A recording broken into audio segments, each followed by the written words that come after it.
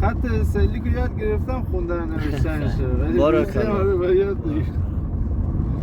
بچه‌ها به من میگن دعوتت کنیم روسیه میای، میگم چرا نمیام داداش. بینندگان، بچگان، خیش و تباران، همه یاران، عاشقان، رفیقان، مردم دهقان، همیشه باشه چقان. الان ما امروز قطعه نوروز با آقای مرتضی برآمدیم با دعوا و فضا، با آقای جاویدان همیشه باشیم خندان. برآمدیم یک با دعوای تازه سیر و گشت.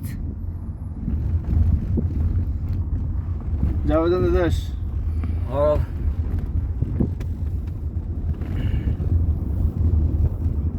طبیعت زیبای تاجیکستان رو با آقای مرتضی جان مخلصم حسن گل چند روز است با ما هست.